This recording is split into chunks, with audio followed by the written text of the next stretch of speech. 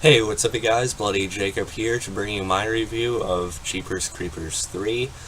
Did my review on the other two films yesterday, so feel free to look at my channel if you want to hear my thoughts on those. I'll also provide a link at the end of the video if you guys just want to sit through this one and watch those, or however you want to do it.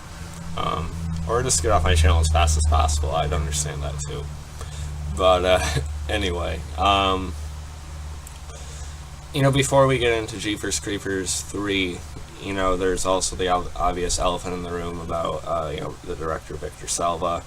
I don't really want to go into that again. I don't want to make this video all about that. So if you want to hear my thoughts on that, or how I looked at that, then watch my review on the other two films, and the opening part of the video is pretty much me talking about what happened with him. But yeah, I don't really want to focus on that too much right now.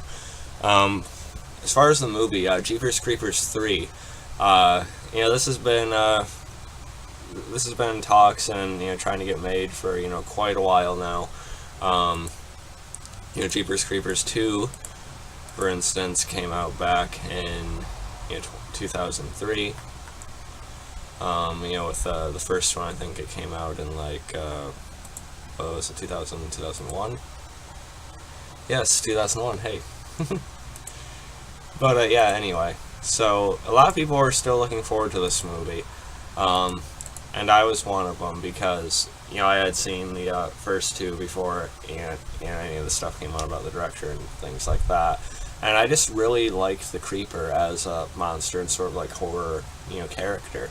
That's my interest in the movie, nothing else, because so many times these days we see either a remake or a reboot of a former horror success, or we see new creations that are pretty much solely based off of like how Michael Myers was, or a Jason Voorhees, or Freddy Krueger.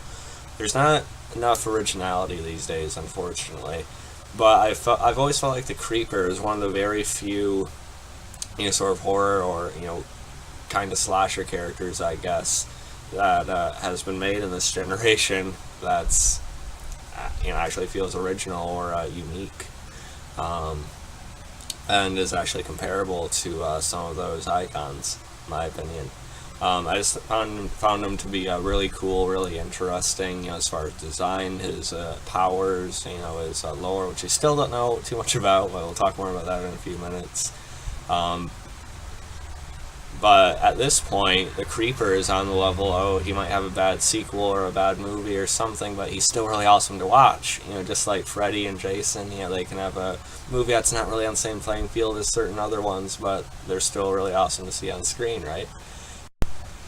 So as far as the actual, plot of this particular movie, it takes place right between the first and second films.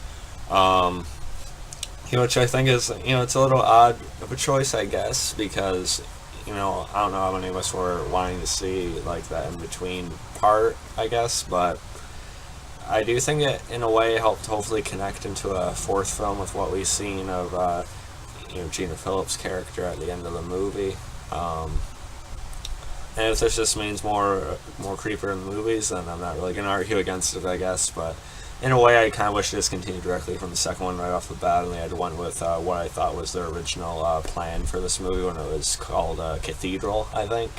But it does take place between the first and second movies. We have Sergeant Tubbs. Let's see. Yeah, played by Brandon Smith, who was in the first film. It takes place right after the Creeper had flown off with Jerry. Was his name Jerry? But Justin Long's character at the end of the first movie. Yeah, Derry. I don't know why I said Jerry. I'm thinking of Rick and Morty right now. But anyway, after he flew off with Derry at the end of that one. And let me tell you, the opening of this movie, sort of like the first couple scenes that were, it took place right after that, arguably my favorite part of the movie, because it has that tone that I like so much from the first film, as far as how dark and sort of gloomy and serious it was, at least mostly. And I felt like a lot of that was kind of lost in the second. And I just love the shot of the creeper on, standing on top of the truck and just looking at him as it drives away. And you get like a little, actually pretty good close up of his face. It actually instills like intensity and menace, and you can take it seriously. But later in the movie, I will admit that sort of gets washed away a little bit, because the rest of the movie, it can get a little bit over the top, a little bit sort of campy and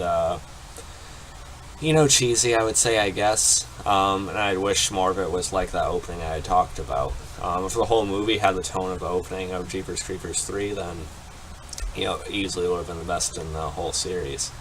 But it does sort of drop off a little bit and go for a different style, which I think was partly on purpose, but we'll talk more about that in a second here. But the movie also did star, of course, Jonathan Breck returning as the Creeper. And then we have Meg Foster as Galen Brandon. She plays this older woman who had lost her son in the last set of 23 years. And she sees her son, at a grave, on the hill. And she, talks to him, and she looks crazy to everyone else. And Meg Foster, I've seen her in another role on the originals, and I think she's a fairly, capable actress. So I thought she was good here. And then you also have Gabrielle Haugh as Addison.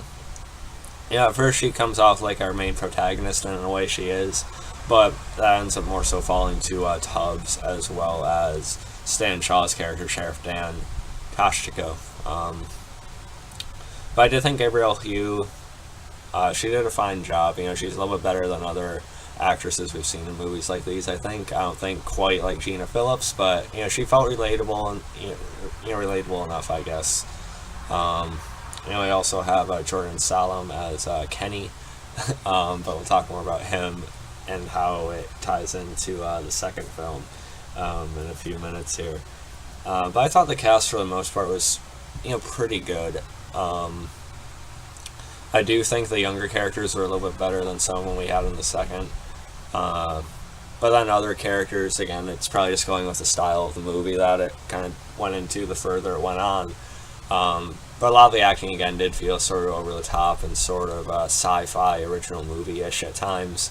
I'm not sure what the budget of this movie was, but it did feel a little bit lower than the other two, which it is what it is. I thought Stan Shaw did a decent job. He was the one who had a prior experience with the Creeper as well. He has sort of like this task force to try and hunt it down. He felt a little bit, he overacted a little bit a few times, I think, and not my favorite lead, but, I thought he was alright as well. And, spoilers, by the way, but it was sort of surprising when he is, killed off, towards the climax of the movie. There's this slow motion shot of the Creeper jumping towards him. They have this big, like, Gatling gun or machine gun type of thing. He was trying to get to turn into him before the Creeper got to him. There's a slow motion shot of the Creeper jumping in the air and slowly getting towards him. They really ended up overusing slow motion too. It was a little bit odd. And again, that it really went for this weird, sort of campy, hokey style, which worked at certain times and other times it really didn't. I felt like it ended up detracting from the movie at least a little bit. It kind of got overdone, I think. There was just like certain things that seemed really, really off. Like the whole when Tubbs and the sheriff were chasing his truck at the end. That felt a little bit much. And then that slow motion shot, like I talked about. And a lot of people didn't like seeing the Creeper in the daylight so much. And I sort of get that because, again, I love that opening because of the dark and just how it was shot. And, it made him feel really, like he still had a mystique, but we see him a lot in the daylight here. And the argument is that we already know what he looks like, so we don't need to, have all the suspense build up. But, I think they probably could have cut it down a little bit, or at least filmed them in a different way than they did. Because, again, at times it felt a little bit, too campy. But don't get me wrong, I still really had fun with it. My girlfriend's favorite part of the Creeper is actually the personality he has. Not like Freddy Krueger level, but he has these like little tics or mannerisms sometimes, or he'll do a little something with the way he moves that makes it seem like he's kind of having fun, or sort of reveling in it all. Um, like there's this blood smeared on the window to Addison and Kenny's truck that they're in, and he just smudges just a little bit away, and he looks through it with his eye, little things like that, and then he also goes like this at one point in the movie.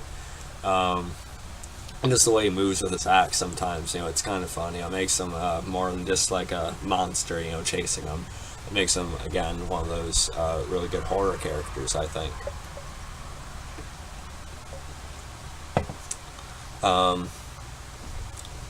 So yeah, I think there's definitely fun to be had with this movie. And another big part of it was the truck, his Be Eating You truck. We see a group of these, sort of douchebag, bikers or, dirt bikers, try and investigate it. And we see that there's a lot of, like, defense mechanisms. There's traps, for anyone trying to get into it or out of it. And I thought that was actually pretty good. I seen some reviews saying that was a bit much, but I didn't really think so. I think he would have his main means of transportation besides his wings sort of souped up like that, and it did add sort of his mystique or lore, I guess. That does bring up one other issue with the film though, but I'll talk about that in a minute. But the truck, I thought it was a lot of fun when we seen that thing shoot out. And then just gets the guy in the leg trying to ride off on the bike, and I thought that was actually pretty fun. And then the back of it, these spikes come down to impale people. I thought that was pretty cool. There's even this one that nails the main biker guy in the head when he's trapped in there with Addie.